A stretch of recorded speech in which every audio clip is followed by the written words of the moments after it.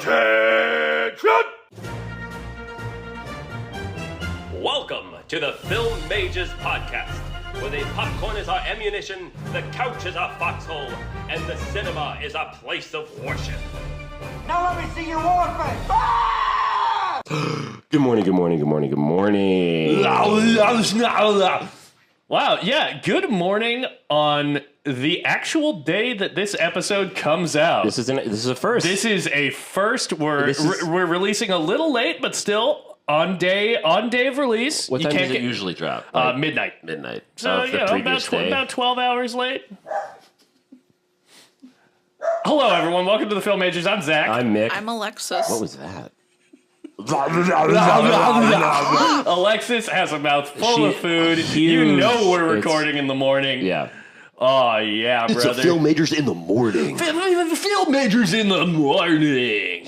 She's Chasing her dog away. She's cracking the whip. Oh, yeah. She's been Alexis and canceled. Lydia She was cracking yelling. the whip. Uh-oh, why? She's been canceled? What's going on? There it is. What is going on? Sorry, listeners. We will be doing some Arnold Schwarzenegger bits Yeah, today. a little, You know what? I'm trying to tone it down preview. to make it a little bit Stop thinking more about listenable. is that song Eminem's "Ass Like That," because at some point he does an Arnold voice and he's like, "I am Arnold, get out." I don't even know. Do you remember that? You guys didn't No. listen to No. that album I don't a lot in middle school. I don't listen to music. No. No. Yeah, I was always bullied. Yeah, and that probably came out when I was in elementary school. Yeah. So, Yeah, I think the Marshall Mathers LP came out when I was like in kindergarten, so I guess that dates me. Yeah, I might not have. You were probably a might not have been toddler born. still. Yeah, I might have been like 2, Maybe 1. But, we're not the music majors, we're the film majors, and I have seen 2 new releases. You have? Yes, one of which was discussed on this very podcast by Mick last Oh, week. yes, you saw Long Legs. And I didn't really like it. Which is crushing to me. It's crushing to me. New Nick Cage horror film set in Oregon, of all places. Yeah, I didn't know that. Yeah. As an Oregon boy, I was excited. Yeah, I didn't realize that, and then I watched it in Oregon with past and future guest Edwin. And I was like, oh shit, Oregon. Nice. So before I get into my issues with the movie, I'd like to bring up a brief issue with my viewing experience of the movie, which I don't think would have drastically improved it. They didn't turn the lights all the way off in the AMC. The overhead lights were like dimly on. They were like the level of on that they are during like the trailers. Yeah, that's annoying. Yeah, and I went and was like, hey, during the like opening credits, I was like, hey, lights are on. Can you turn those off? And they were like, oh yeah, we'll look into that. And they did. That's rude. So the AMC in Corvallis, Oregon, fuck you. Get your shit together. You're a disappointment to your mom for and your the whole movie family. itself, yeah, it's shame upon you, you underpaid theater employees. I'm gonna get you. Got their ass.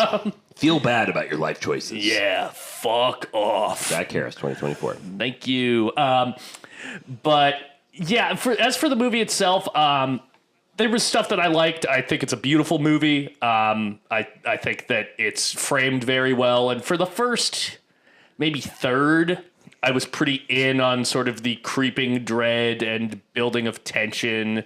There were a lot of good, like, wide shots where you're kind of searching the frame for the titular Longlegs, who shows up in a very effective cold open. I love the opening. Yeah, the cold open's phenomenal. But as the film went on, I had this creeping, nagging feeling that it was going to build to something extremely fucking stupid. And I was correct in my analysis.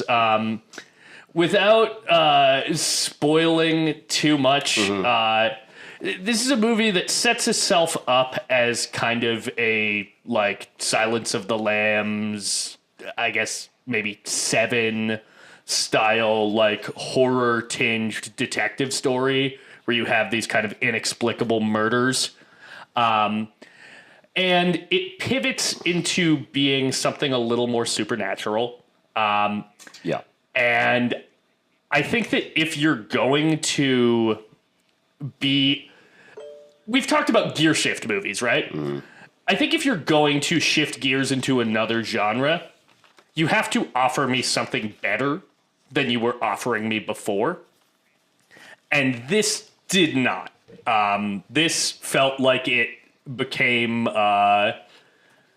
very similar to the Scott Derrickson movie Sinister, but with this sort of like very stone-faced seriousness. Like it's a movie that kind of demands that you take it seriously, but ultimately builds to a pretty goofy concept.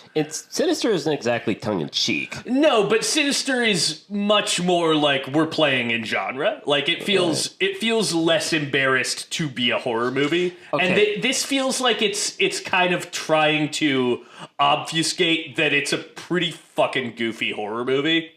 And it doesn't pay off in a way that was satisfying to me. But I will say, Nick Cage making a lot of choices.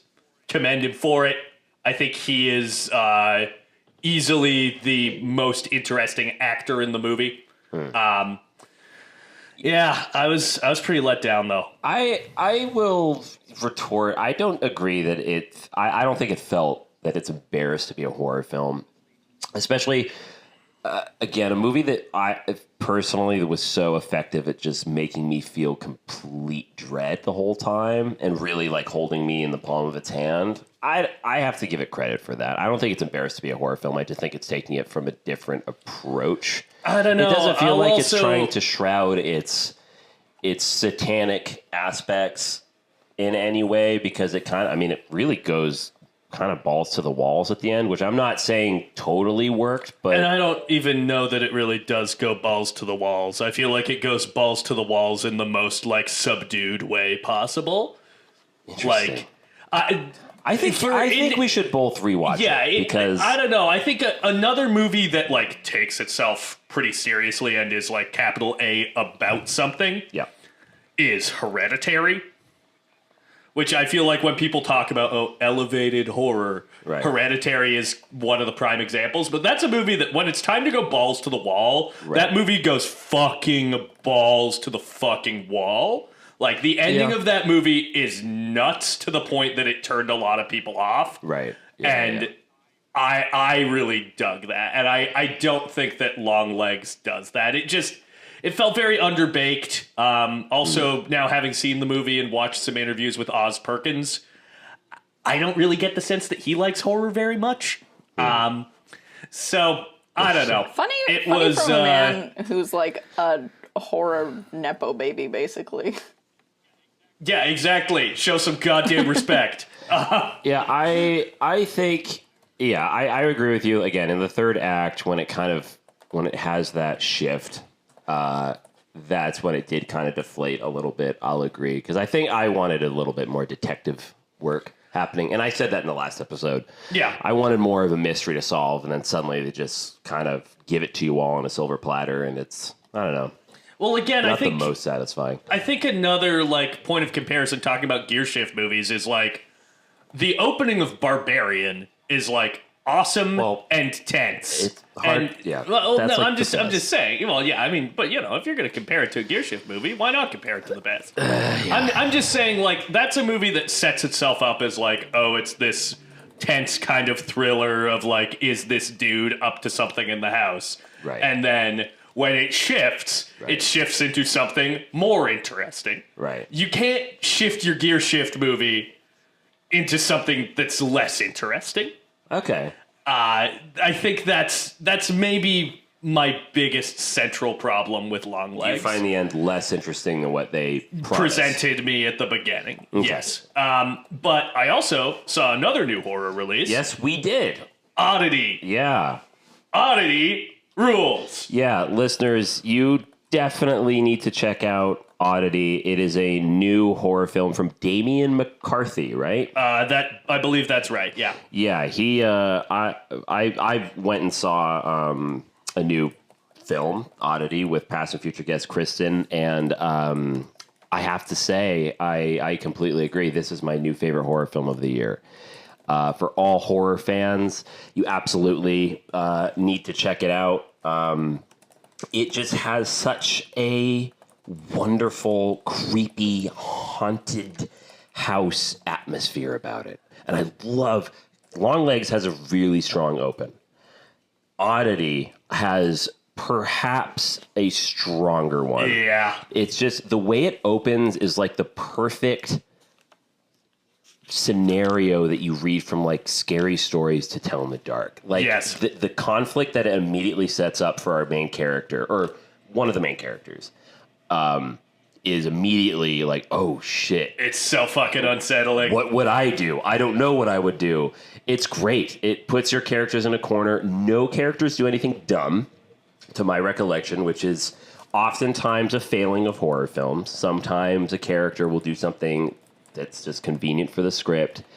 But yeah, Oddity's fantastic. It has everything. It's such a good spooky season film. It's also just like, so for one thing, I'll make a positive comparison to Barbarian with Oddity, in that I think this isn't it's not a gear shift movie, and it's not really a twist movie, but it doles out information in a pretty unique way that like allows you to kind of peel back layers on the story, and it becomes more and more interesting as you learn new stuff. Yeah. And you learn new stuff in kind of an atypical, unconventional way. Like, I really like how its narrative is set up. And also, is the fucking setups and payoffs movie so of the good. year. Yeah, everything. You see something earlier, it's gonna fucking pay off later. And that... it's sort of a masterclass in that. yes. Like, they should show this in, like, screenwriting. Particularly in... This is not a spoiler, but there is a creepy wooden man. There's a yes, Alexis, a wooden man, a man of wood. He's hard. He's at the table. He's out there. Oh no. Oh yeah. But yeah, there's this creepy man made out of wood that is literally sitting at a dining room table. Yeah. For basically the entire movie. That's what I love about it, is like it's a big like object of, I'll say, it really plays into the story. It's completely unsettling. And yet throughout the whole film, most of the film, it's just sitting there out in the open. So we're constantly, like the characters, having to hang out with this horrifying object that definitely, is important to the story later. It's gonna do something. So the thing that's like, typically I think your typical horror film would like kind of leave as like a surprise or something like that. We're just left to sit with it throughout the film, and we're constantly just like looking over at it, glancing at it to, because it's creeping us out. What's it going to do? And something else I love about this film as well is the way, I think, Zach, you kind of touched on this, like the way information is presented. It's kind of brilliant because it does this thing of, it shows you, I'm not going to spoil something that's even spoiled in the trailer. I say just go in knowing nothing. But in the beginning, Gesundheit. In the beginning, something happens and you go, oh, okay, so this happens. Okay. And the movie continues, and we think we know exactly what happened, and so we're kind of left waiting like, okay, where is this movie going to go? How is it going to, how is the character going to get its revenge? Then we find out, oh, we actually don't know what we thought we knew at the very beginning, and it doesn't feel like a cheat. Yeah. It works. Yeah. It doesn't go, oh, wait a minute, that doesn't make sense. It builds on it. It provides more of a context and more of a foundation to it. And that's great. I really loved that when a movie shows you something in the beginning, you entirely are convinced, I buy it, okay, here we are, and then it comes back, gives you more context, and you go, oh, shit, okay, all right, this totally works, and that's not at all what I thought this was. It worked for me. I was never ahead of this movie. It was the sound design. It's awesome. Fantastic. Oh, my God. I'm a big sucker for it sounds ridiculous. Ethereal wind. Yeah, dude. It's underused. It's underused in horror movies, and this movie literally opens with it. Find Mick, create Mick a Spotify playlist that is just Ethereal Wind. Give me Ethereal Wind. Listeners, send us in. Break wind for me. Breaking Wind. I will pay for it. People know this. It's a thing about me. Stop going down this road. Watch Oddity. Oddity's good. Alexis, have you seen anything? I have. So I have a quick little context. So I have a friend that I've known most of my life. Like, I met her in the 1st grade. I don't believe you. And I think I was 6. And in the 5th grade, this girl told me that she wanted to be a nun, which was weird. She was super boy crazy already at that point, and then randomly one day she was like, I want to be a nun, and I was like, why would you want that? She's like, I don't know, I like church.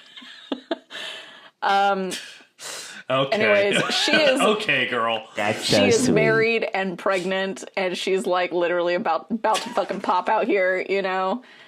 Married to the Lord. Yeah, I assume it was an immaculate conception. Absolutely, 110%. Of course.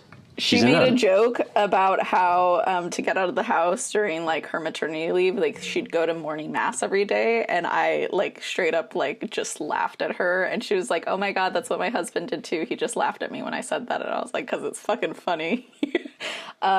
Anyway, so I was like, we should watch a bunch of nun movies. So actually, we got started on that recently. I watched Sister Act with her. Oh, nice. I haven't seen that in a while. Yeah, it's been a minute. I definitely, last time I watched that was definitely on VHS. Harvey Yeah, Keitel. it's been a minute for me too.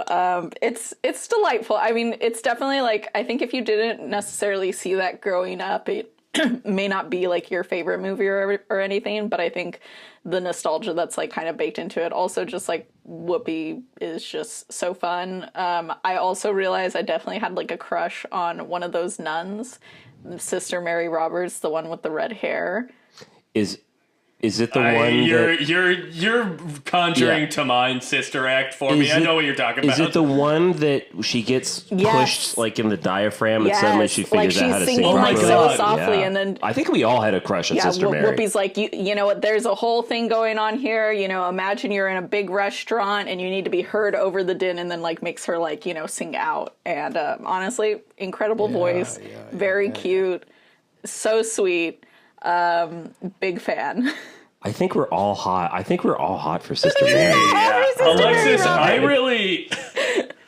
really appreciated your observation about Sister Act on Letterboxd. I hadn't thought about it that way, and you did really nail it.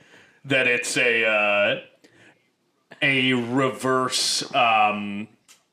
Some like it. No. So I put this in the group chat, but then I also put it in my Letterboxd review that the way that they must have pitched this movie is Some Like It Hot, except instead of 2 guys in a jazz band, it's 1 woman lounge singer, but she has to pose as a nun.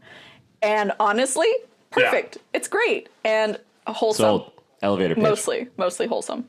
Also, like Dame Maggie Smith is in it, and don't we just love her? No, she's great.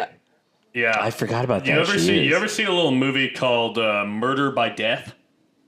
I've seen Murder by Numbers. It's Murder by Death is a 1960s like whodunit comedy that has a young Dame Maggie Smith in it. Oh, she's a cutie. Wow. Cool. Yeah, she is. Yeah, I just remember seeing that. That's a movie that's old enough that Truman Capote that's is like seeing fucking, what was it? Fuck the Devils, and seeing a young Gemma Jones, and you're just like, wow. Yeah. Wow. So, I love everything happening right now because you're not the only one that saw a Nun movie since our last recording. That also reminds me a lot of Ken Russell's The Devils, and it is kind of relevant to today's film. I saw Paul Verhoeven's Benedetta. I need to see this movie. I haven't seen any of his Dutch movies. Yeah. So yeah, speaking of being completely dedicated to the Lord and wanting to marry him and all sorts of wacky things, Benedetta is a bizarre, Paul, horny nun film. This is the type of Catholic it's side I like. fascinating. The horny ones. Yeah, it's okay. that's horny Paul ones Verhoeven in a who fucking are nutshell. horny for age-appropriate people. Let me specify. Well, then Yeah, you're that's gonna Paul Verhoeven. you are gonna love Sister Alexis. You are gonna love Sister Benedetta because she first of all, this is queer love happening here, so you're really gonna like it. But yeah. Oh, I'm sure Paul Verhoeven isn't framing that in an extremely exploitative way. No, actually, believe it or not, Paul Verhoeven, I think he's very heavy-handed with it. No, really? Yeah, at one point, her convent sister whittles a This is the one thing I've heard about Benedetta. Virgin Mary statue into a certain toy. Yeah, and it's fascinating. Yeah, so basically this she nun, makes a Virgin Mary dildo. She does. So this movie is about it's in like the Middle Ages, and Alexis is interested. she's basically either a prophet or a false prophet. It never really goes into it, and it's actually based on a true story, believe it or not. I didn't know this. But yeah, so this is inspired by true events, you should say. But this is taking place, I believe, in France or Spain. I forget exactly. I think it's France, and it's during one of the many black plagues that have riddled, Europe during that time. Sick. But the one town that Benedetta in her convent is in hasn't been touched by the devil, by the plague. The devil! And a lot of people think it's because Benedetta has been touched by God. And let me tell you, the movie goes into it. It's not, the movie is not subtle about it at all. She gets touched by the Lord a lot. And she loves it. It's great. It's an interesting film. I say check it out. I have a thing, I realize, for like fucked up Christian films, like Ken Russell's The Devils, or also I would say adjacent to it, like Scorsese's Silence. Like I like a movie that is about the Christian faith that deeply explores how horrific and fucked up it is, and yet it takes its material seriously. It's kind of a celebration of the Christian faith, but it's also a scathing indictment of it. And this movie proves, that we've talked about again and again, that if you want to completely psychosexual animal people, just go to your local convent or go to your local Catholic church, because that's where you'll find them. It's just the suppressed sexuality is insane. Speaking of a scathing indictment of Catholic religion, somebody that I used to know is throwing a 33rd birthday party, and it is their Jesus birthday because he died when he was 33. Okay. And I'm sure you guys didn't know that, so I had to specify. She's asking people to dress in theme of the Bible, I guess, right? And so my friend was like, "Oh, what? Like, do you have any ideas? Because they're not really Catholic." And I was like, "Oh ho ho! Let me speak my piece right now." I said, "Go buy yourself a really long fucking wig." Bring a bowl of water, put that wig, and this is a guy, put that wig on, start going around to people at the party and washing their feet with your wig hair and a bowl of water. Mary Magdalene. Mary Magdalene, all right? Okay, and then my second one was, you need to come to this party with like, I don't know, like a black hood over your head, put a platter with a fake head on it, and you're John the Baptist. Anyways, This all makes sense. We totally This get is it. costume gold, and I'm sorry, but I'm pretty sure that nobody else at this party is going to have as good ideas as I do.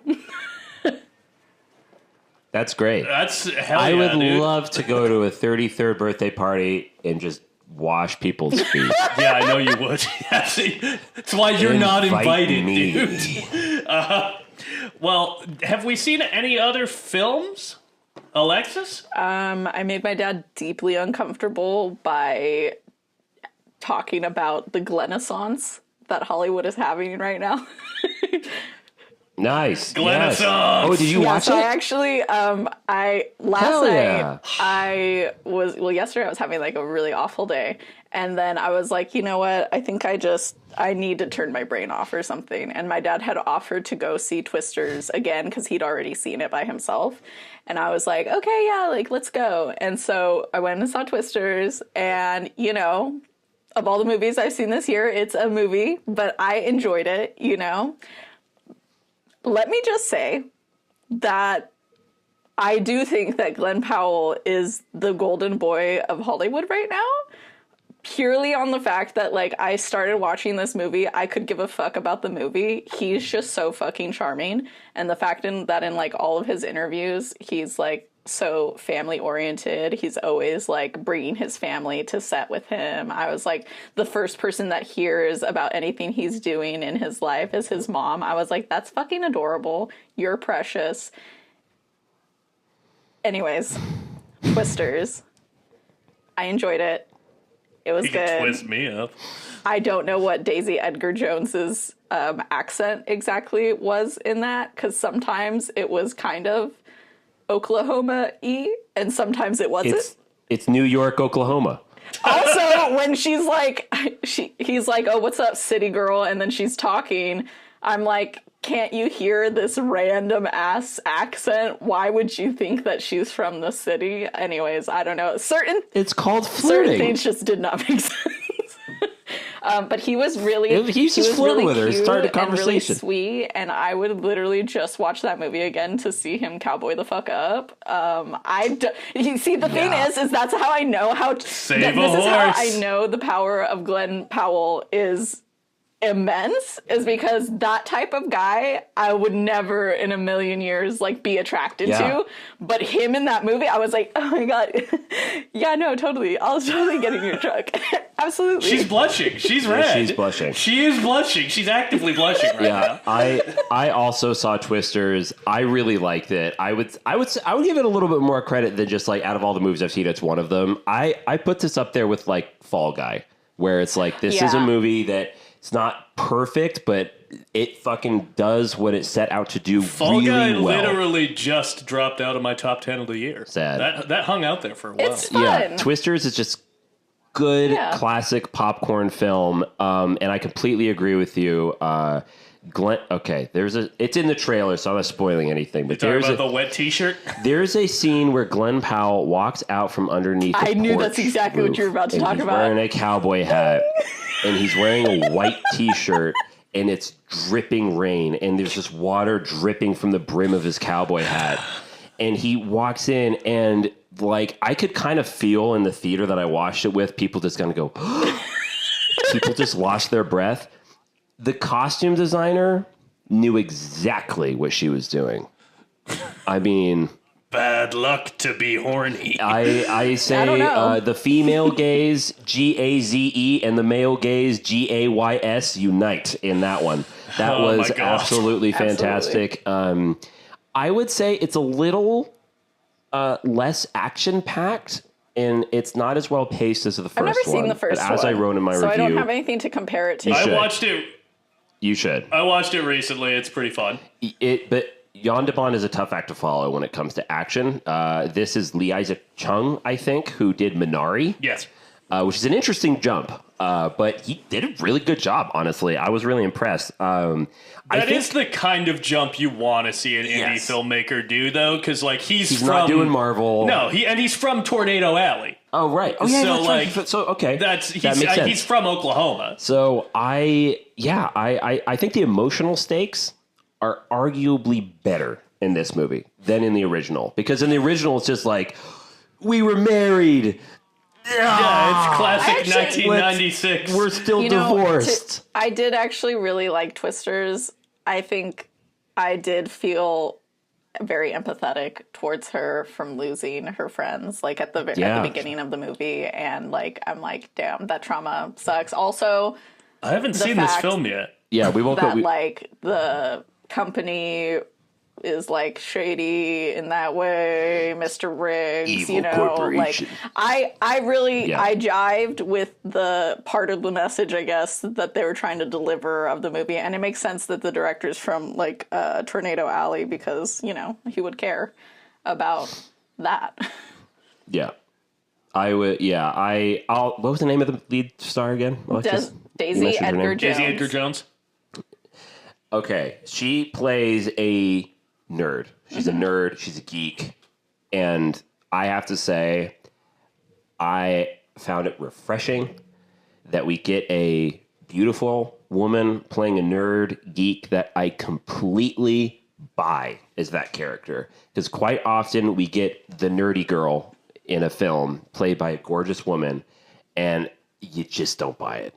You know what I mean? It's because she doesn't have that, I would say, enthusiasm about the science. And maybe it comes down to writing, but there's something about the way she plays it where when she's going in about just the, I'm not going to try to do the science jargon. Beautiful women can't be smart, is what Nick is saying. That's actually not what I'm saying. I heard Nick say That's that. actually not at all what I'm saying. Nick, what's your Instagram? Where can people reach you Expressing at? any She's surprise really that good. she's good at playing hot and smart at the same time tells me that No, you that's have com- not seen normal You guys are people. completely, The TV you guys are show- completely fucking the steamrolling me. TV That's not what I'm saying at have all. you Shut not the fuck up. for what seen you're the saying. iconic TV show Alexis. Normal People that came out in 2020 with Paul Mescal. Oh my God. It is so good, and she is Guys, literally it's a not nerd. at all what I'm saying. You guys just are I'm talking over a kidding. point I'm that I'm kidding. making. You guys are Yes. terrible. Yeah. I'm saying that she's good at playing a nerd, and I buy it. I'm giving her a compliment. Don't cancel me, for the love of God. Put down your guns, Well, so a girl everyone. who Walk behaves away like slowly. a bimbo doesn't seem smart then? What if she has a PhD? No, I'm not saying she doesn't seem smart. I'm saying I don't buy it as a character. And it's Mick T. Munyai on Instagram if you want to, you know, Alexis, just... do you? Alexis, do you buy it as a character? Am I fucking crazy? I feel like I'm taking crazy a pills. bimbo core character who has a PhD just so that I can hear you talk about. Oh my how, God. I just don't You know. I guys- just didn't fuck buy both of her you. as a smart girl. Yeah. Zach, you haven't even seen the movie. No. You're just over here stirring shit. Alexis, you're just playing devil's advocate. Yeah, no, I'm you're just, both terrible people. And again, Mick T. Munyai on Instagram. Go ahead and reach out to him. I will say- you can find him in LA. The VFX in it, fantastic. The tornadoes are really, really, really good. And then also, there is a lovely character played by an actor. I don't remember his name, but he's from Pearl. And he plays the mean dude in this movie. David Cornsweet, right? Oh, Yes, he's the I projectionist thought he in was Pearl. familiar. Yeah, the guy who's going to be He's hot. Superman. He's really good. He's really good in this movie. Yeah, so I liked Twisters. I didn't love it, but I'm actually seeing it again this weekend in 4DX. Oh, I would not. I've heard that is the film. I have heard that's the film That to sounds see. like I've never 4DX. seen way anything at 4DX overstimulating. before. I'm just- waiting for What- I'm waiting for my lovely girlfriend to get back from covering events at Comic-Con so we can go see Twisters because she's a big Twister A head. twister It head. sprays stuff at you, right? Yeah, she loves Twister. Doesn't 4DX like spray like water at Yeah. you? Yeah, stuff? and like So your can seat you- moves and shit. Can you imagine? Can you imagine the porch scene in 4DX? Yeah, you're gonna fucking spray something. I'm like, He's dripping on me. you know, a mop on aisle 4. Yeah. Exactly.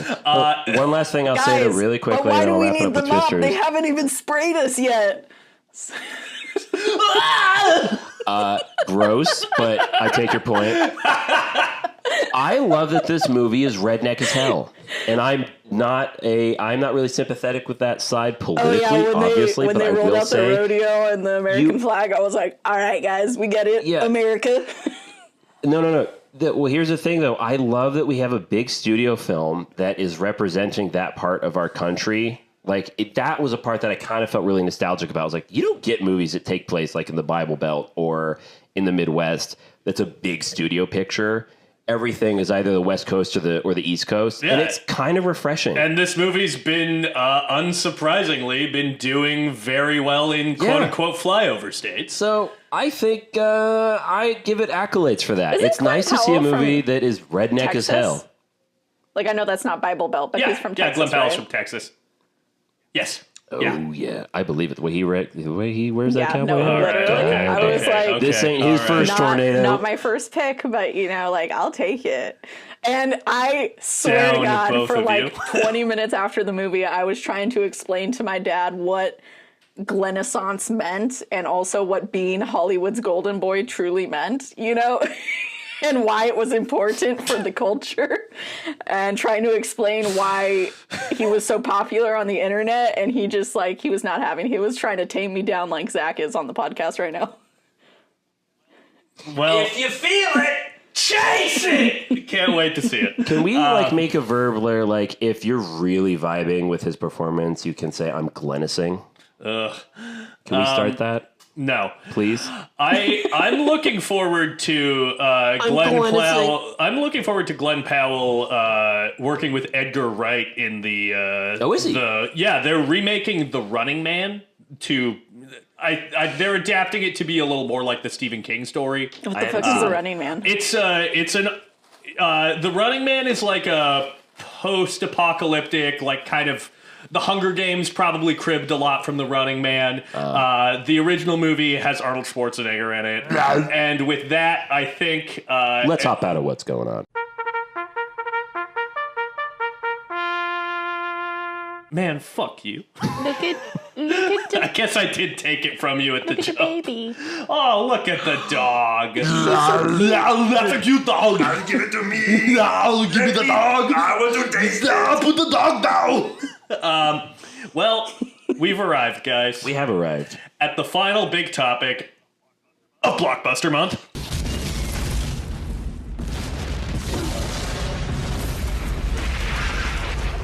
Crikey, mate! It's the last fucking episode of Blockbuster Month. Hold, Sorry. pause. Sorry. And for our final big topic, Set up and pay off. I want to talk about unmade versions of movies that we're curious to see. So it doesn't have to be a version of a movie that you would have preferred to have seen, but something that you heard about, oh, this almost happened, and you're curious to see what that would have been. And you are not allowed to say Jodorowsky's Dune. Because get the fuck out, nerd. Yeah, get out of here, you dork. Anyone want to start? I've got one, but I don't know. I feel like we question. should just stop the episode here. Yeah, This we're is- good. We don't need to talk about the movie. Air out of my sails. Okay, I'll go with James Cameron's Spider-Man. I also have a James Cameron pick. There was a long time where, and honestly, maybe I should have waited for this as the transition pick. Mick is itching his leg and looking like he's about to fucking explode. No, I right? What are you hate talking it. about? Because we were It's a talking visual about medium. Glenn Keep Powell. going, dude. That's why he's about to explode. Yeah, I'm that tracks. going to sing. Okay, so for a long time, James Cameron was trying to get Carolco, who was the studio that produced Yes. Terminator, Terminator 2, and a certain film we're talking about later, Rambo. to acquire the rights to Spider-Man. And he wanted to make a Spider-Man movie. You can see some concept art that he had, that he actually drew himself of his Spider-Man movie. The things that I've heard about his adaptation of Spider-Man, I'm glad we got the first on-screen version of Spider-Man that we got. Go back and listen to our episode, because that movie is fucking phenomenal. But I would have liked to see... I think there was a while where he was talking about Arnold as Dr. Octopus. There was going to be like a sex scene in a giant web above Classic the Jim. Manhattan Bridge or something. Hell yeah, brother. Yeah, I think it was going to be hornier. I don't know if it would have been good, but what am I talking about? It's James Cameron. You never bet against him. It would have been awesome. So, yeah, I would have been curious to see James Cameron's Spider-Man. Hell yeah. Nice. Mick? You know what? This is a weird one for me. But I have a problem, and I may have talked about this before on the show, but I really like Quentin Tarantino, obviously. Right, I'm a film Tarantino. major. You gotta. And I really like his movies. And one movie that is hard for me to watch because I am wholly aware of what was so close to have been is The Hateful Eight. Oh, I like that movie. I know, it's fine. It's That's good. a good movie. It's a really good movie. But you know what bugs me when I watch that film? I love good older actors. I think that's really fun. And when at the very end, there's a big character reveal of the brother at the end. And it's played, what's the name of the... Channing Tatum? What's the name of the character, the sister? Oh, Daisy Domergue. Daisy Domergue has this outlaw brother, and Daisy Domergue's brother is played by Channing Tatum, who is beneath the floorboards, and he pops up and is like, "Oh my God, Channing Tatum is the brother." Like that's a cameo. I don't know why it just takes me out of the movie. Interesting. I think he's pretty good in that movie. He's too young for that. I think for that relationship, the brother sister thing, it just doesn't really work for me. But you know.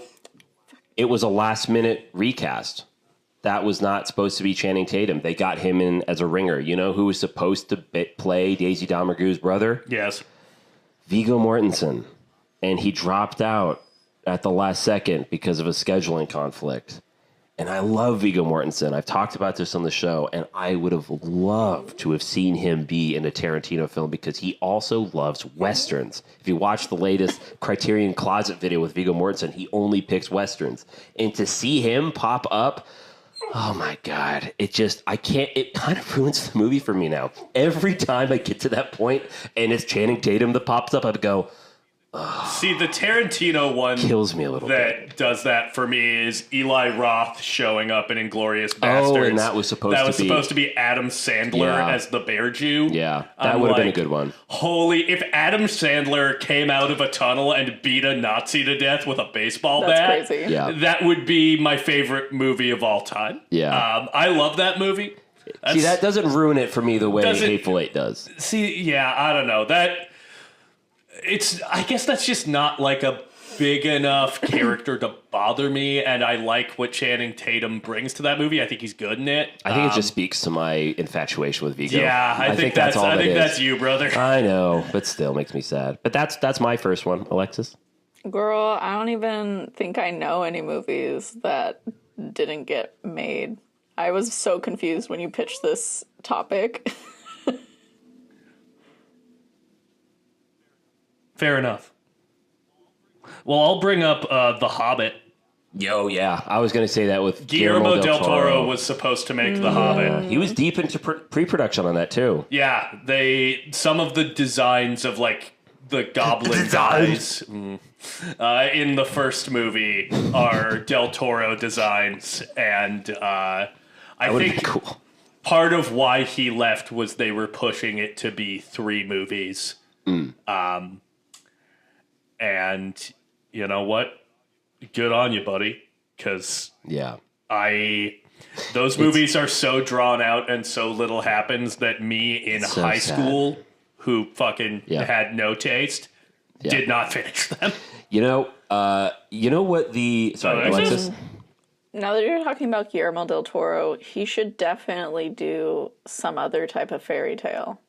I just love his different takes on, like, classic stories. I mean, obviously, like, Pan's Labyrinth was, like, I don't know, was that his own personal idea? I don't know. But I just feel like he would be the perfect person to remake, like, you know, like, Hans Christian Andersen, like, classic tales, but, like, not change them to be more family-friendly, you know? Like, do them exactly how they were meant to be. His Pinocchio is very good. Yeah. I like that movie quite a bit. I'd love to see him. This isn't really on topic, but I'd love to see him adapt the Universal monster film. He's making Frankenstein right now. Well, ask and you shall receive. That's literally what he's working on. Well, by golly, this is a good time to be alive. Well, is it? I don't know, but we get that. Side note, I'm sure you guys know that Francis Ford Coppola was trying to get Megalopolis made for like the longest fucking time. Yep. I don't know. I haven't seen it yet, but I feel like people are pretty divided on whether or not it should have ever gotten made. So People are describing it as the Babylon of this year. Bonkers. A movie that people either love or can't stand. Let me tell you, I'm not going to make the mistake of not seeing this one. I'm definitely watching this one. It's got my boy in it. Yeah. Because I love Babylon. Yeah, of course. Yeah, we know. I'm Alexis seated. Like as soon as that cast dropped, I was like, I'm seated. I'm in the theater. Yeah. It's got Alexis's guy. It doesn't have your guy Ed Helms in it. Shut the fuck up. But maybe they'll do reshoots and pickups. I don't know. Shut your fucking mouth. The other Del Toro Film Majors, one, right? American Zoetrope, please. Let's ask for what Zach other wants. Guillermo Del Toro Unmade project, because I feel like he's one of those guys who just like attached himself to a million things. But there was actual like pretty rough like test CG footage. Mm-hmm. He was going to adapt H.P. Lovecraft's At the Mountains of Madness. Oh, you told me about this. Man. Yeah. I would kill to fucking that see would be that. Cool. That would have been so good. Yeah. Well, John Carpenter did that film. That's In the Mouth of Madness. Oh, is this different? It's not. In the Mouth of Madness isn't an H.P. Lovecraft adaptation. So what's this one? At the Mountains of Madness, which is an H.P. Lovecraft story. Gotcha. In the Mouth of Madness is like definitely riffing on that title because it's Lovecraft inspired, but it's not that story. A movie that I would have been curious to see because I know it would have been not good. And it's like, oh, we're living in the right... right timeline? We're living in the right timeline. Is, you go back and listen to my review of Kevin Costner's Horizon American Saga Part 1, because it'll show you that I would have been highly enthused to have seen his version that he still talks about,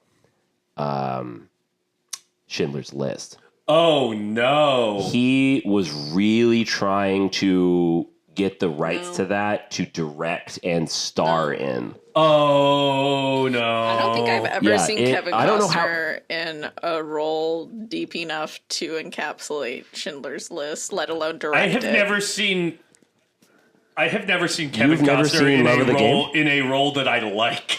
I don't know if that's true for me. We dodged a bullet there for sure.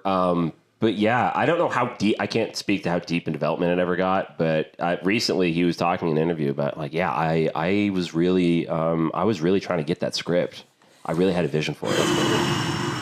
So, but instead they gave it to No, it was Martin Scorsese originally, wasn't it? Yeah, Scorsese and Spielberg. That's right. Traded scripts. I don't remember what Scorsese ended up making that Spielberg was originally attached Spielberg originally was doing this movie. He called it Goodfellas. Goodfellas. And Scorsese only had one change. He only had one change. Let's call it Goodfellas, Steven. What do you think? Drop the ers. It's cleaner.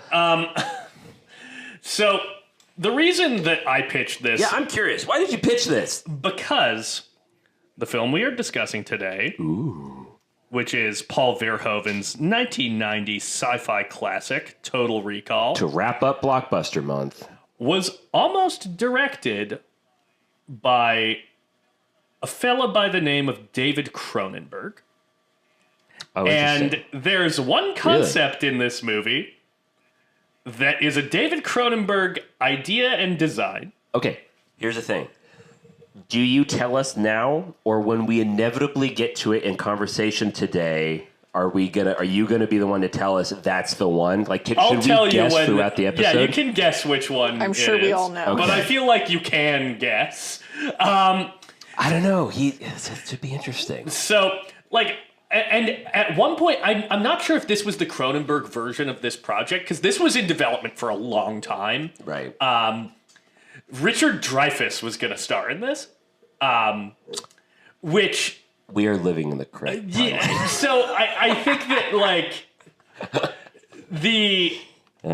that totally changes the vibe of this movie, and I do think we have the correct version because I fucking love this thing. But Yeah. I would be very curious to see some of the other versions of Total Recall. But if we haven't seen Total Recall,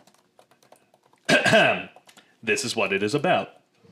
Douglas Quaid, Arnold Schwarzenegger, is a bored construction worker in the year 2084 who dreams of visiting the colonized Mars.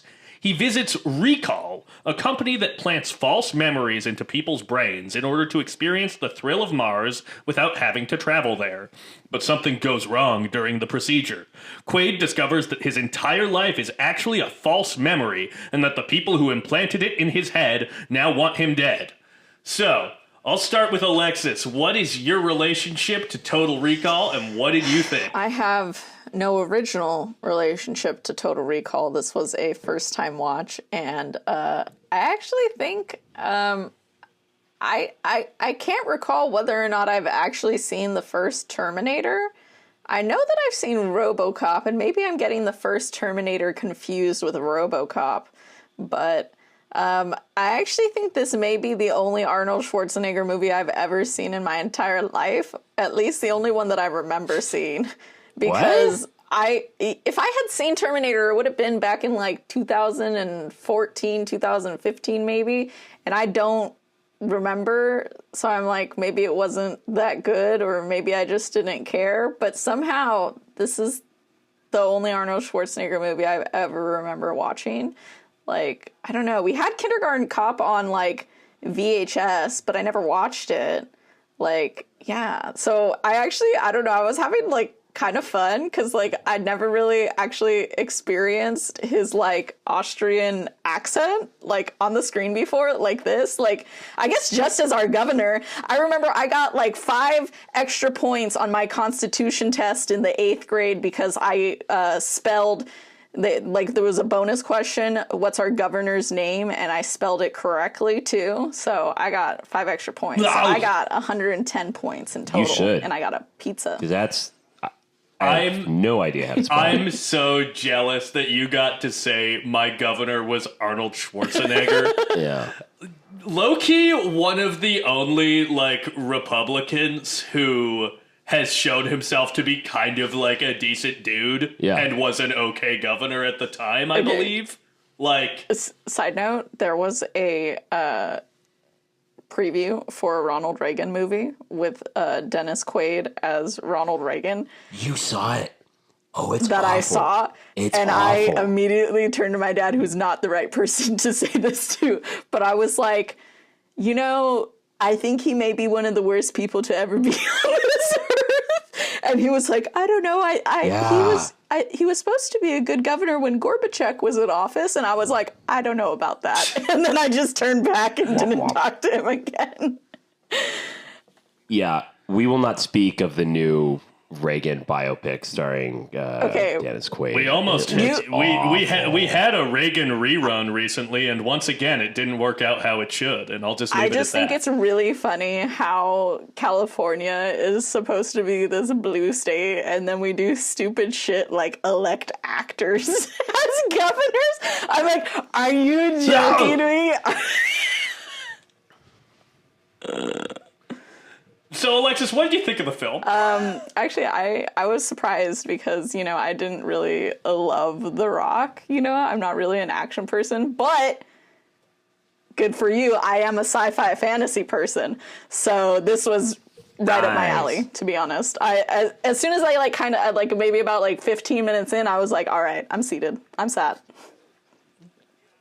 Yeah, I just kind of felt like, you know, this Blockbuster Month, we've been very grounded. You know, we've done films that more or less exist in the real world. So funny. Too Fast, Too Furious, Top Gun, Con Air. This has been a grounded month. I mean, not tonally, but conceptually. It's been a very straight-laced High octane, but grounded.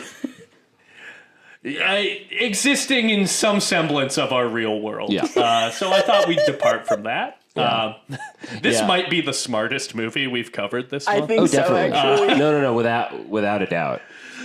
which is funny to say. Alexis, I'm envious of the fact that this was like your first like exposure to an Arnold film, because as I was watching it, I was just enjoying that we were finally covering perhaps the best action hero to ever grace the silver screen. Consider that a divorce. I mean, we talked about Tom Cruise in the first part of this month being the best movie star, but when it comes to action hero, the scene where he's jackhammering at the construction site Okay. is chef's kiss. Well, that is the thing about this version of Total Recall. Is like the short story this is based on. It's based on a Philip K. Dick short story. I love Philip K. It's Dick. like this normal. Yeah, it's like a normal guy goes to recall, and then it's like, oh, actually, you were a secret agent. Yeah. That concept becomes so fucking funny. Yeah. When the normal guy is Arnold Schwarzenegger. Arguably in peak physical A form. man who looks like an action figure. Literally. Just like the other guys at the fucking construction site, just like looking like some fucking schlumpy normal dudes. They like, got them off the scaffolding of Manhattan building projects. yeah. Oh my god. Fucking standing, Robert Costanzo as like his best friend. Yeah. And then Arnold is there with his fucking tree trunk arms just like glistening, making a jackhammer look like it's a fucking pogo stick. I like, love Costanzo in this, by the way, because this takes place in a sci-fi future, and yet the way he talks is, You blabbed, Quinn! You blabbed for the I'm supposed to agency. protect you! Messes with your brain! yeah, super... Recall! No, Arnold... Okay, so, my turn. What does this movie mean to me? Means a lot, actually. I don't know if it does, actually. Wow, you're walking that Completely one back. undercutting what I just said. So I did not grow up with this movie at all. I think I may have watched it when I was a kid, like too young. And as soon as you get to the atmospheric pressure problems that happens when you're outside on the surface of Mars, which is fantastic practical effects by the masterful Rob Bottin. Rob Bottin Listen did back- the thing. Listen Rob back to our Bottin. Thing episode. Freaked me out as a kid, so that's all I really remember about it. But then I bought it on 4K a few years ago, and I watched it in its entirety, and really, really like it. But the thing is, and then I realized, and this, I recognize saying this on our episode makes it sound like I have an alcohol problem. Maybe I do. But as I was watching this film, completely sober, I try to do that for this show. As the movie keeps going, I was kind of feeling like, oh, this is what happens? No. So it was kind of like watching for the first time because I realized I've seen the first 45 minutes of this movie fully conscious a lot. I know all the beats. When we're on Earth, I'm there for it. When we get to Mars, it starts to get a little hazy. Starts to get a little more drunk. So by the time we get to the end, like the last act, the big heroic hurrah, I'm kind of watching this fresh. I don't remember it. And I love the way this movie concludes. I love the story. I love what it does. Yeah, the little fucking hologram thing that he brings back. It's so cool. And the big secret that Cohagen is like trying to keep cover over in Mars is insane. It's radical. I really dig this movie, and I knew I did because I've seen it a few times, but I just don't remember the ending. So this was great, a really great watch. I absolutely loved it, and as I have already said, watching Arnold on screen at peak Arnold is, I think, the perfect way to wrap up this month. Also, so I'm not sure when the first time I watched this was. It was probably late high school, early college. And this movie has only grown in my estimation. I think that I have watched this more in recent years and have grown to appreciate it more, because for a while I was kind of like, oh, well, this is the Verhoeven movie that's, it's good, but it's no RoboCop, it's no Starship Troopers. But upon watching your 4K version of this, I kind of think this might be maybe the best looking sci-fi movie ever made. It's fucking up there. Rewatch Alien. Alien looks great. Don't get me wrong. And interestingly, written by the same guys as Total Recall. I buy that. They wrote Alien because they were trying to get Total Recall made and no one was developing it. But I think just in terms of coming out at the right time for practical effects and matte paintings and animatronics to be miniatures at their peak, at the most money that was ever being thrown at them. And at a time where CGI is kind of in its infancy, so you can't overuse it, but in the X-ray sequence, you can just throw that in there for an insane amount of money. I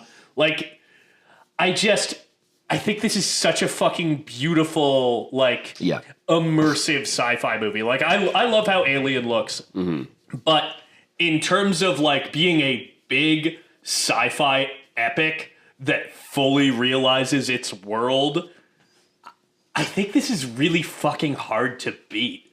Because the opening shot of this movie, I'm this looks like a Ray Bradbury cover. Oh yeah, when they're on Mars. This looks like a cover of The Martian Chronicles. Hell yeah, I love the Martian Chronicles. Shamefully never read Oh, them. you got it. Really? Yeah. No. They were all over my grandma's house because she was friends with Ray Bradbury. What? I'm so sorry. You should have led with that. Is your grandma still alive? Yeah. Yeah, her on the show. I don't think Ray Bradbury is. Get her on the show. She doesn't know about this. And for good reason. Oh. But yeah, I think this movie looks incredible, and I think this also might be the best Arnold performance. Yeah. He's yeah. good in this movie. Dude. I think he's my favorite athlete, quote unquote, turned actor, because this guy gives it 110%. And this was very much an Arnold vehicle.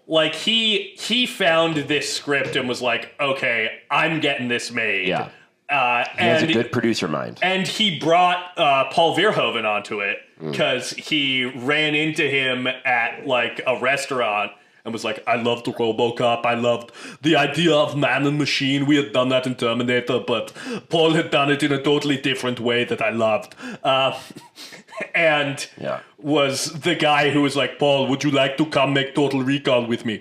I think that he just had a really good sense of, for a guy who is a ludicrous person to put in your movie, is just a cartoon, and you see him and you're nope, that's not a guy, no fucking shot. He knew where he could fucking slot in and make perfect fucking sense. Yeah. Terminator, this, Predator. Yeah. He just had such a good sense of how he could work in a movie. He's very mindful of his, I hate to use the word brand, but he knows exactly what he is, what he's good at. And again, I think he's a really good producer. I mean, he is really at the forefront of making his own career, making his own luck. Well, and I think that a guy who has clearly modeled his career off of Schwarzenegger, who is The Rock, I think the thing that Arnold always harped on that The Rock clearly up to this point has mostly not been interested in is Arnold paired himself up with great directors. Like, he has talked about how, you know, if you have a great director, that is how the picture really gets off the ground. And The Rock is pretty much not interested in that. Yeah. He's, you know, in like 1,000 movies where he's dressed in the same fucking, like, brown vest in the jungle. And yeah, I think that Arnold knew and knows what makes movies fucking good. Yeah, it's funny. I think about like him being in this movie that's just so funny because it's if you were to put him in a lineup and you have to go, all right, which one of these guys do you think is a sleeper secret agent? I would look at him, I'd go, You look at Arnold and go, I'm just gonna go on a limb and say that guy. Not me. My name is Quinn. My name is Douglas Quaid. I live a boring life with my boring wife, Sharon Stone. Yo, Sharon Stone. Richter, oh my gosh, she's great. Richter having Sharon Stone as his babe. I'm like, sir? Yeah. I'm shocked that she didn't like Arnold Schwarzenegger's character better. I don't know. You know, never mind. I don't even need to say it. How dare you disparage the great Michael Ironside like this? But at the end, he's great in this too. When he goes, "See you at the party," and then just lets him down. That shit had me. Oh my god, I was cracking up, and I did not really expect to laugh like that in this movie. But that, for some reason, I just thought was so funny. Paul Verhoeven's so fucking funny. Yeah, this movie comes out where you just get so many. It's almost like if you're gonna have a movie like this, it has to have good one-liners. Like it's just like it's a standard. You have to have at least a certain amount. When they're on Mars and then Sharon Stone shows up again, and she goes, "But Quaid, we're married." Bam.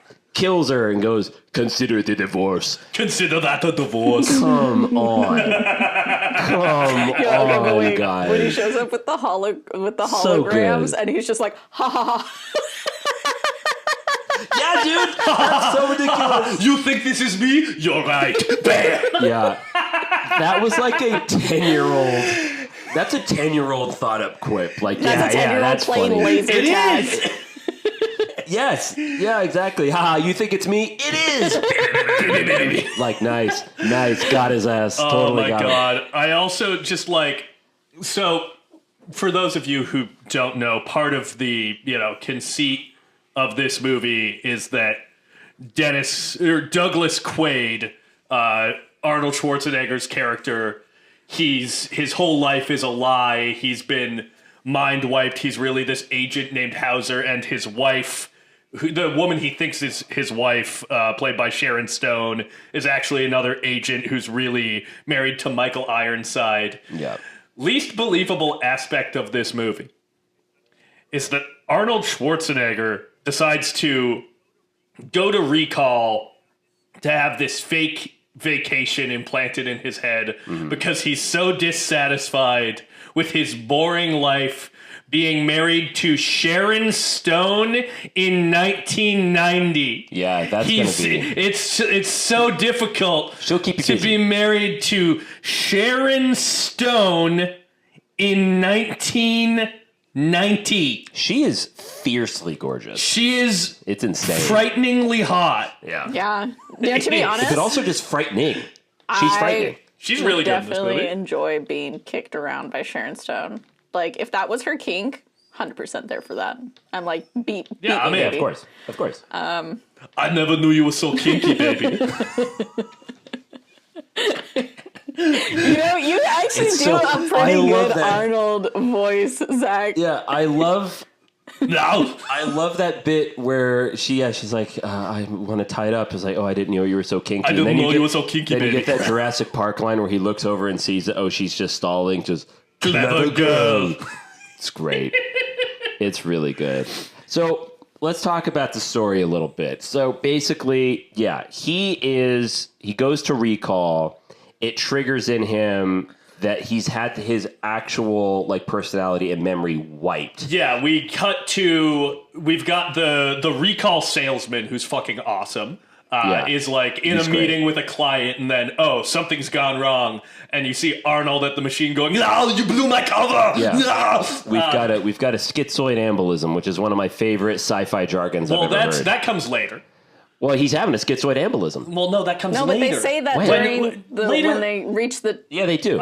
the memory cap. She's like, we've had a schizoid embolism. Well, I thought that's what the doctor brings up later when he's like, you're having a dream, you're having a schizoid embolism. Yeah, they introduced that in the first. Well, I know they talk about that, but Zach, what the fuck? I don't think I don't think they're saying that he's having a schizoid embolism when he's having his freak out. What the fuck? They're saying that he's they're saying that he's having like a memory block. Okay, all right, okay. I'm just saying. I think the schizoid embolism is a different such thing. a gaslight. No. It's a different You're aspect wrong. of this. We're not going to get into it. You're so wrong, Zach. Anyways, So he's having a schizoid embolism, Maybe. and you are so. Watch the fucking movie. I did twice. Remember when she goes onto the monitor and she goes, "We're having a schizoid embolism," and they go in there? You don't remember that? Oh yeah. No. No, Okay.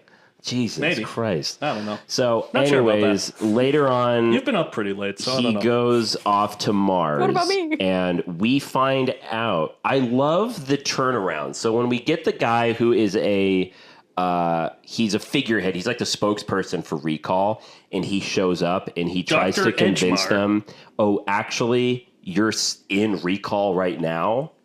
This is exactly what you wanted. You wanted to go to Mars. You wanted to be a secret agent. You're on a mission. You've met this woman who's both sleazy and demure. You've noticed that if you realize all of this started happening as soon as you went under the machine, when I'm watching that, I'm kind of going, yeah. Oh, yeah. Oh, shit. I'm feeling convinced. This adds up. Oh, my God. And he takes a risk. He fucking shoots him, which Also, is great. it introduces the idea of taking a red pill to wake up. Yes, that's true. That's like crazy that shows up here first. But I love all of the reverses, and at one point even Quaid even mentions it. It's like, oh, what? Now you're gonna tell me that you're my mother? Like, Who are you going to bring out next, my mother? yeah, like that happens later when then it's revealed that Quaid is actually. That Hauser, He's a triple the agent. original agent. Yeah, he's a triple agent. He has still been working with Cohagen. So when Hauser, his former self, is sending him on this mission that you need to stop Cohagen, you need to find this person leading the rebellion because you're helping them out, that's actually put there by Cohagen so that we can lead Cohagen to the guy that's in charge of the Mars Rebellion. Quato. Now, the reason that we have to send a guy whose memories have been wiped into the Martian rebels is because the Martian rebels, there are so many fucking sci-fi concepts in this movie. The Martian insane. rebels are psychic because of radiation leakages in the like oxygen dome that they live under because they were like the first colonists on Mars. So they're all like mutated but also are psychic, so they will know if someone is one of Cohagen's agents. So they wipe Hauser's memories. Mm-hmm. But also, the other thing with the ending of this movie is before Quaid shoots the doctor who's telling him that he's still in a dream, the doctor is like, if you shoot me, that's fine. You're going to...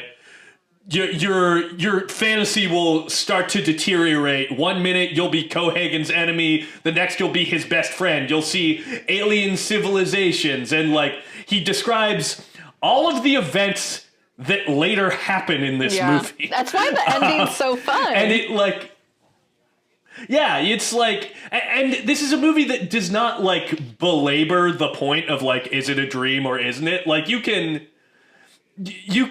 play around with that and that's fun, but it's not like the movie isn't particularly concerned with like delving super deep into that.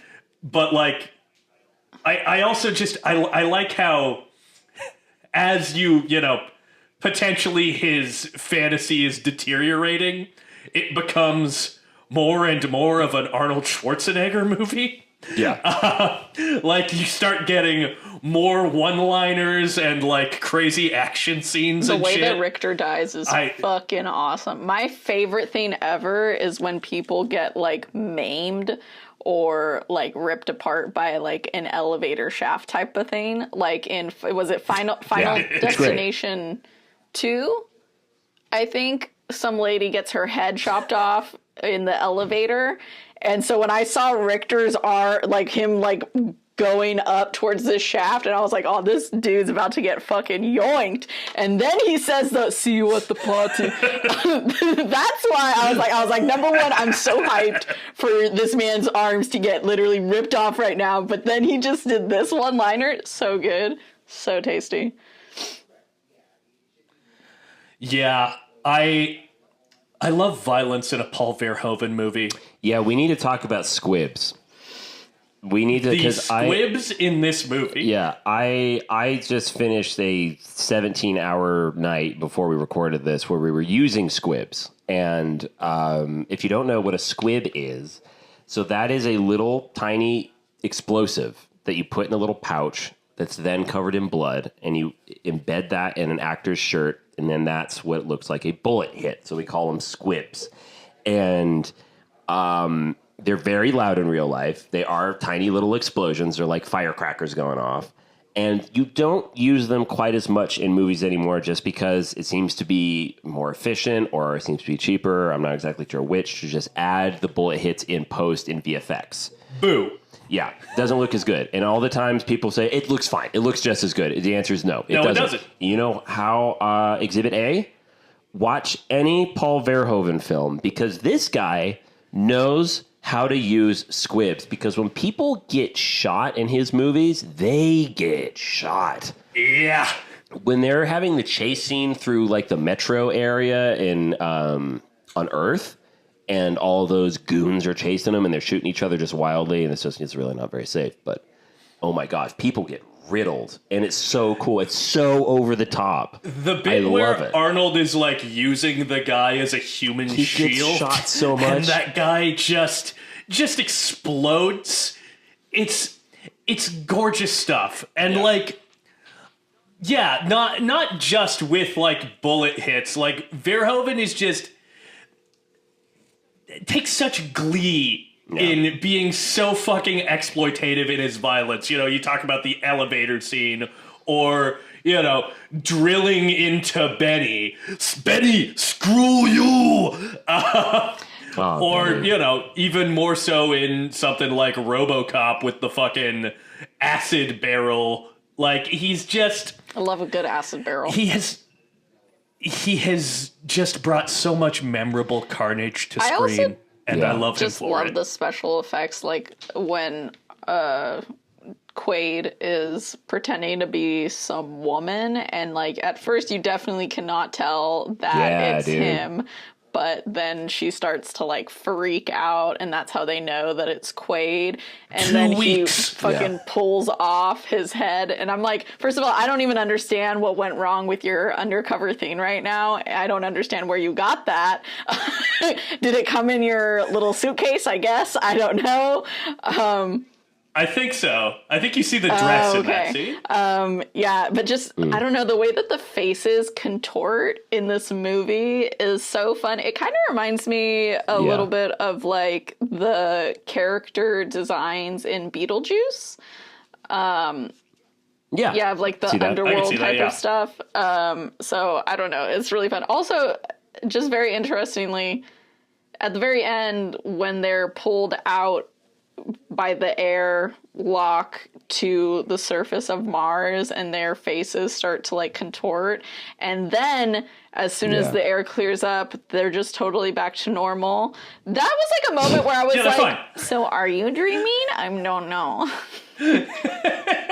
Yeah, they would have a headache for sure. It's probably fine. By the way, now real quick, there's been a bit of a running, issue on this podcast where Mick here refers to people's eyes as swelling when they cry. It's the Which expression is your eyes well. Yeah. Your eyes well with in this They are situation swelling. They were swelling. the eyes are swelling. Yeah. This is They were crying a eyes lot. swelling. They were crying a lot. No, they were doing Bugs Bunny, Looney Tunes, looked- Awooga yeah. eyes. They were having sad. They were having a big sad. That's what that was. Their eyes were welling with tears. Did you So- not read enough as a child? So swelling is not the Cronenberg bit. That's not Cronenberg. The woman is not Cronenberg. No. The three breasts, No. not Cronenberg. I'm going. Alexis, do you have a guess as to which one is Cronenberg? Because I think I have a pretty good idea. Quato? I think it's Quato. Of course it's Quato. It just looks Yeah. like it looks Quato Cronenberg. is As soon as I saw it, I thought that's interesting. Cronenbergy. yeah. Rob Bottin gets so much to play with this in this film. Yeah, he must have loved Quato. Yeah. There was What does he say? Open your mind. That's Yeah. creepy as fuck. So, for those of you who haven't seen this movie, spoiler. When Quaid meets the leader of the mutants, he meets this guy played by Marshall Bell, and he asks this guy, "Where's Quato?" And Marshall Bell goes, "He's near." And then he turns around and opens his shirt up, and there is a smaller, wrinkled and melted looking little baby type guy growing out of his stomach and talking, and that is He's Quato. just a little The guy. leader of the rebellion. Quato lives. I love Quato. Yeah. I love Quato so much. I love Quato so much that he makes me want to see the Cronenberg version of this movie. Because that's just the way he's introduced too. He's like, yeah, he's close. Turn around, rip open my shirt. Yeah, he starts just going, "Ugh." And Arnold's just like, what is happening? What is this? But like, it totally plays into like the logic of like, yeah, this is probably a dream. We've got this little guy here, and it gets weirder. You know what's funny is as I was watching this, I was honestly thinking, God, if we ever got a live action Futurama movie, it's Total Recall. The Mutant Rebellion, the going to Mars, like all of this sci-fi stuff. It really reminded me of Futurama a little bit in the best way. Well, I think I love all of the elements that are at play here. This is another reason why this is like top fucking tier sci-fi movie. Yeah. Is it gives you a little bit of everything. Like it gives you speculative future technology involving the mind. It gives you space travel. It gives you holograms. It gives you mutants with psychic powers. Gives you aliens. Yeah, it gives you aliens. It gives you fucking everything. Yeah. Like, this is... This is like peak 80s, 90s R-rated movie that a kid would love. Yeah, I speaking of the aliens, what this movie reminds me of quite a bit is another sci-fi classic, one of my all-time favorites, Forbidden Planet. And a movie that, what that movie does is it's about this mysterious alien world where beneath the surface of this planet is this massive, massive alien machine. And they don't exactly know what it was for, but they think they have a general idea. But at no point in the movie do you ever see what the alien race looks like. You get little hints because of the way doors are shaped. Yeah, or the And little how they- handprint. Or the instruments. And Total Recall is just like that because of the handprint. Yeah. Where I honestly think they probably watched Forbidden Planet, and that was probably a really big inspiration for it because you have this giant subterranean machine that does something cataclysmic for the planet. And then in this movie we find out, but at no point do you ever see the alien race. You just see a little hint of it. And I love that. It leaves a lot to the imagination, which is really, really cool. And I love the end sequence where those giant like hydrothermal rods just come down from the ceiling. And they don't actually know, because also this movie is so good at keeping me on the edge of my seat. When Cohagen like tries to stop them from turning it on, he's like, you son of a bitch, you son of a bitch. The reason they didn't turn it on, Cohagen, let these people breathe, is because they knew it would destroy them. And honestly, with these giant rods that are going to come down into the ice core and supposedly make an atmosphere, they didn't turn it on because it might destroy the planet. I kind of buy that argument. I'm also a little bit like, I don't know if we should turn it on. This is making me really nervous.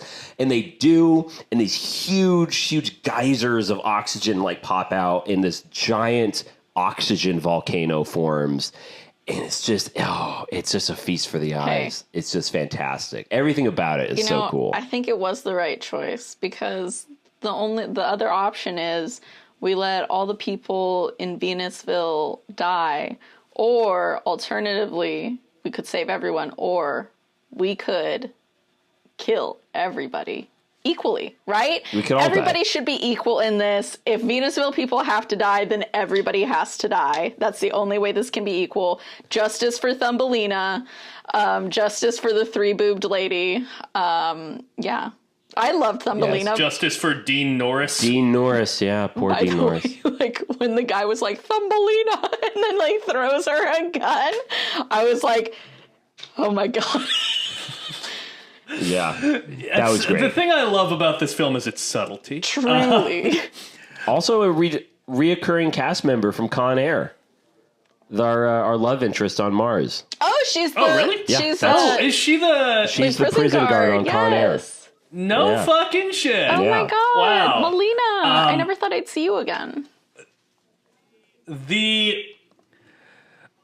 A couple of other like Verhoeven staples that I love from this movie are the way that this just like in the background portrays its world as like this corporate fascist dystopia. Like you get it more upfront once we're in direct conflict with Cohagen. Yeah. But like the bit where Quaid and his wife are having breakfast at the beginning of the movie, and he's watching TV, and the newscaster is like, the Mars law enforcement quashed the rebels with minimal force, and then we cut to one of the like army guys on Mars just machine gunning a guy as he explodes into blood, and then going, "Get the camera off me!" Which is another Paul Verhoeven thing that happens a lot. Yes, Someone screaming at a cameraman. Yeah, he loves to, through news footage, display what a corporate nightmare fascist police state America is. And unfortunately, his movies have aged really well. More so than we'd like to admit. Yeah. Well, again, and we've probably said this before on a previous episode, but Paul Verhoeven grew up in Nazi-occupied Holland, right? Yes. Or is it Belgium? Holland. So, again, he knows a thing or two about propaganda in fascist states, and I completely agree. I'd say that's probably one of my favorite aspects of his movies, is just kind of how rebellious they are towards that whole thing. Evil corporations. He makes very liberal blockbusters. He makes very liberal films. He's a lefty. He's a lefty. And I like that. And I think we don't get that anymore, because right now we are just stuck in this endless loop of just corporate fucking schlock capitalist goddamn movies all the time. We don't let insane Dutchmen make our blockbusters anymore. I mean, it's not just that. I mean, James Cameron. Watch one of his movies. His movies are left as fucking hell. It's just like, you don't get movies that you don't get big budget movies as much anymore, where the big message is men with money are fucking greedy and they are the enemy, and then just watch them destroy things. I mean, we talked about that when we watched Aliens. right? Yeah. Like, it's just like their whole thing. Yeah, the is, money people are always the bad guy in a Cameron movie. I love that when we're not talking about the movie, when Sigourney Weaver compares the corporate schlobs to the xenomorphs, like, fuck, the xenomorphs don't. They don't fuck each other over for a goddamn percentage. That's another aspect of this movie. I miss this era. And I know nostalgia is kind of an icky emotion. It's not my favorite, but damn, rewatching this, it's like we were really we're kind of in this golden age of just like we had these great fucking wacky movies where, the corporate people, the bad guys, watch fucking John Carpenter action films. Yeah. It was kind of the thing. It's great. So the other thing. Yeah. That's Paul Verhoeven staple that we haven't really shouted out. We've danced around him, but I just want to give a big shout out to Ronnie Cox. I love Ronnie Cox so much, who plays Cohagen. Oh, okay. He is also the bad guy in RoboCop. He also appears.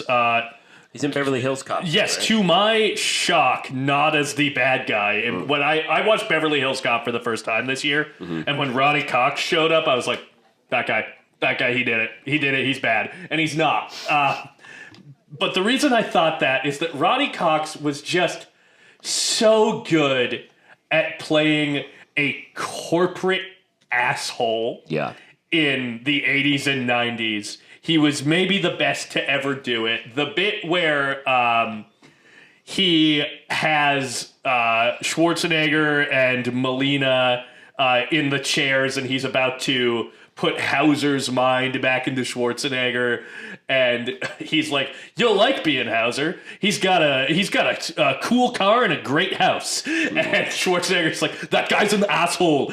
And Ronnie Cox goes, "Actually, he's one of my very best friends." And it's like, just fuck this guy. He says, you want to smack him. Yeah, and he tells Melina that, like, you're going to be perfect and obedient like all women should. It's just like he's the fucking despicable. Villain. You want to kill him.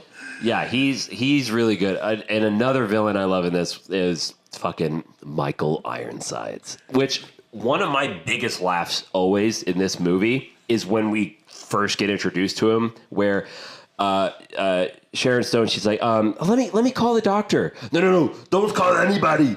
And then kind of dials it, like, can we trust her? And then clicks to the quote unquote doctor, and just Michael Ironside slides into frame looking, going, you're like, that's not the doctor. That's not a doctor.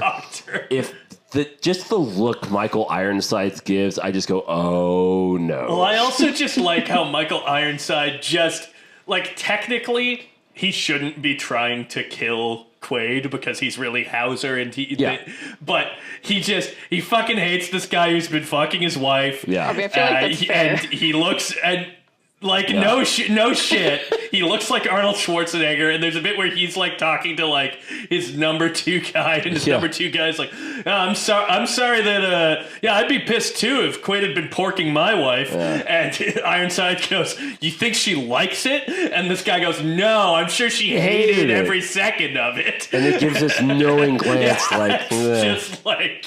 just furious the entire time. Yeah, this is a movie that gives us dialogue scenes between Ronnie Cox and Michael Ironside, 2 of the great bastards of the 80s and 90s of genre films. Yeah. And yeah, I love this movie. It's so fun. This movie's weird. This is a weird, bizarre movie. Like, just the little elements. Johnny Cab. Yeah. Johnny Cab is fucking creepy. And apparently creepy. The Johnny Cab... The automated taxi driver. So those animatronics that are in the Johnny Cabs, because those are animatronics, are designed off of the voice actor. Like, oh, no shit. Yeah, it looks like the guy who's doing the voice of the Johnny Cab. Yeah, that was really unsettling. I also, just going on the bizarre thing, I love when Hauser talks to him about how...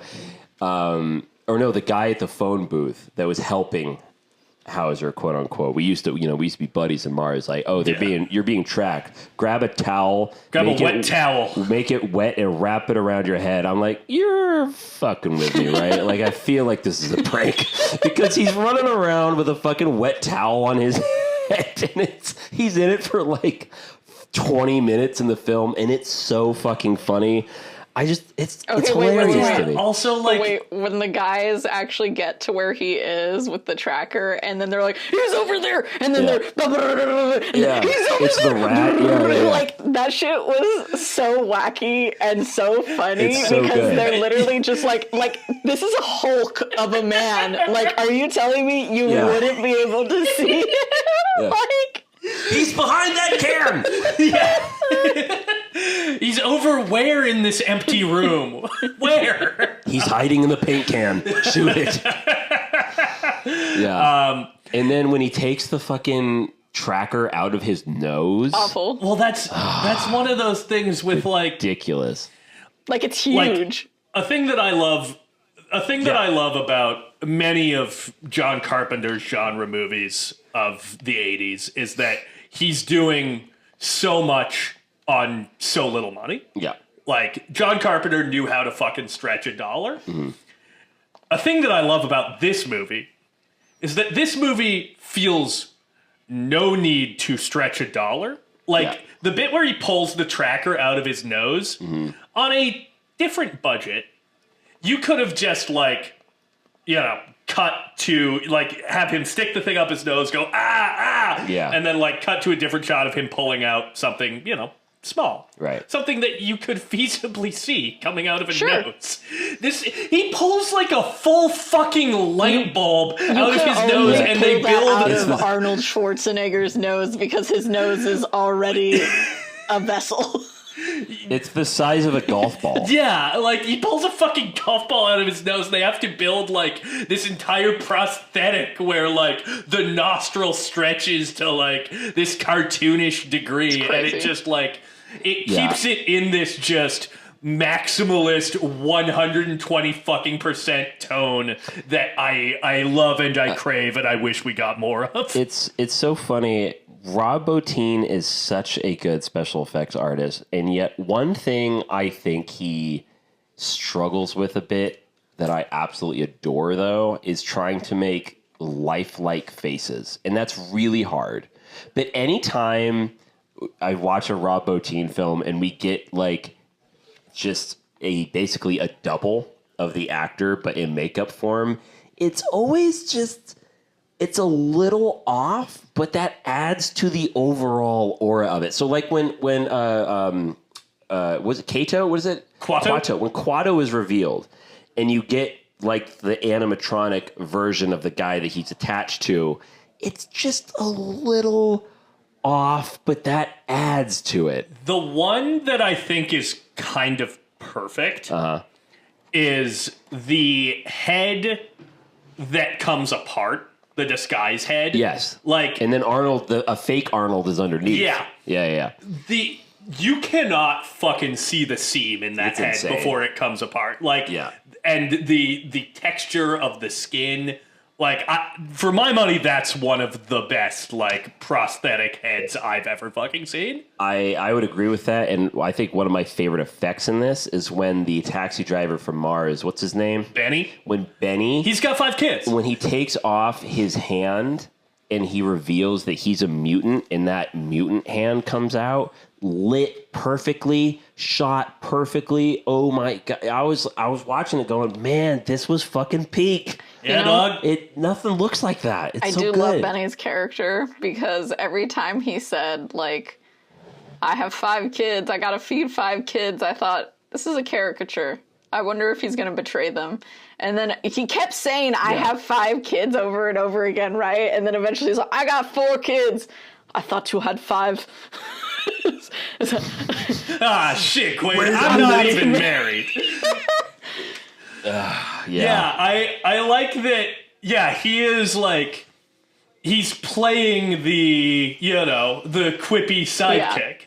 Like, he is playing a role, and He's killing it.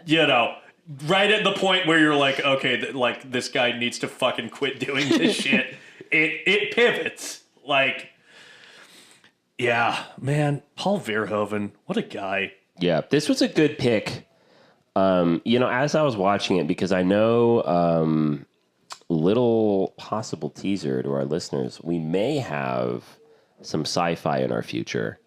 Perhaps. And I was watching this and going, God, this is such a good sci-fi film. Like, it's not to say it does not belong in Blockbuster Month, because it absolutely does. This is actually a perfect way to wrap up Blockbuster Month. So accolades to you, Zach. Thank you. We had to finish with peak Arnold Schwarzenegger No. to do this properly. And, there were other movies that we could have covered, but I think perhaps the most interesting one is Verhoeven's Total Recall. It's just so well done. It's the world that they create is wonderful. The wild cast of characters is wonderful. I love the way the story unfolds. I love that numerous times, maybe 3 or 4 times, the movie has me second guessing what I truly believe. But like I feel gaslit as hell watching this movie, and that's impressive. This was a good watch. This was great. Good job, Zach. Alexis, thank you. Any final thoughts on the film? Yeah, I mean, this is kind of a big moment for me. Like, I don't remember watching Terminator, so I'm going to pretend like I've never seen Terminator, which is possible, which means that this was, you guys popped my Arnold cherry. And You're welcome.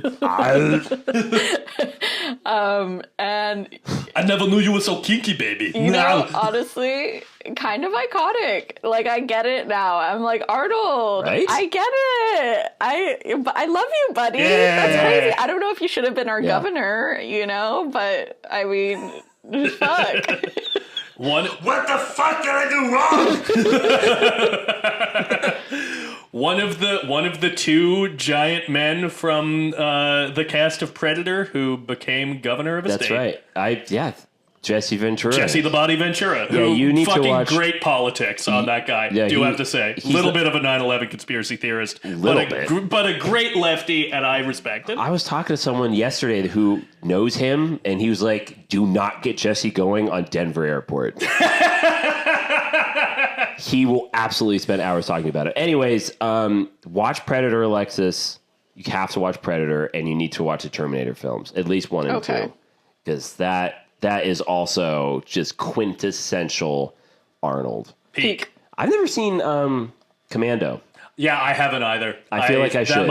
That might be coming up soon for me. But Arnold is fantastic. Again, my little last closing thing is every time I watch him, I just love how enthusiastic he is about it.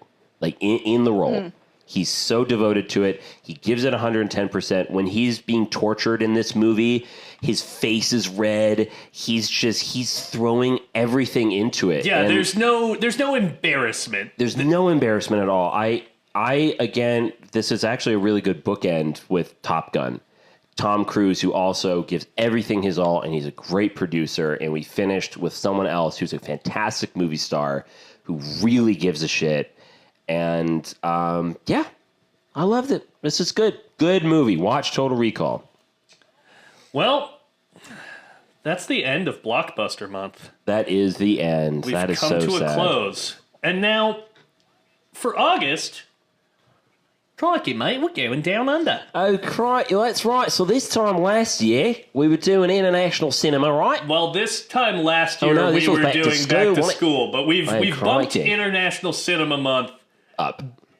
Yes. And Because Back not to School only comes are later. I'm going to say that we're not going to limit ourselves to Australia. We're going to say Oceania at large so that we can slot in New Zealand as well. Yeah. Because quite frankly, I don't know when else we would do. If we're going by continent, I don't know when else we would do New Zealand. So last year we were covering Asian cinema, and now we're going south. We're going down under. We're doing Australia and I'm New ready Zealand. to go down Yes. under. Okay. Hell yeah. Do you have a pick? Let's go Alexis? down. Are you ready, I Alexis? didn't know this was going to be our pick, Oh. but I'm ready to go down under. You're ready to get down under. Okay. I have a pick, Kick it off. You know what? I closed out Blockbuster Month. I'll start out Australian Cinema Month, as this is a 5-movie month. So is it Australia and New Zealand? Australia and New Zealand. Yeah, you can pick. And you know what? I wanted to zag. I wanted to do something that's, unexpected for me. But quite frankly, sometimes you got to take the path of least resistance, and we're coming up on 100 episodes. We're going to New Zealand first. Okay. And we're talking about Peter Jackson's Brain Dead. Oh, really? We're doing Brain Dead. We're staying in the genre zone. Yeah. You can rent it on Amazon Prime. That's actually the only place you can get it. This is I'm very happy it's on Prime. I haven't seen this in a long time. A couple of years ago, basically an impossible movie to find legally. So yeah, this is a film that stars Elizabeth Moody, Timothy Balm, and Diana Penalve. Boy, we thought Total Recall was wacky. Get ready for this. Get fucking ready. So this was one of the movies that, got him one of the movies that got him the job of Lord of the Rings. Yes. Which is this was kind of his breakout movie. Yeah. It's also, in the States, I believe it was released as Dead Alive. Mm-hmm. Yeah. I'm excited. We're gonna stay a little goofy with it. And if you want to find us, the Film Majors, you can find us at Film Majors Pod on Instagram, Threads, Blue Sky, TikTok. You can find us on YouTube at the Film Majors. Like, comment, subscribe, and you can shoot us an email at filmmajorspod@gmail.com. And with that, let's get the fuck out of here. Bye.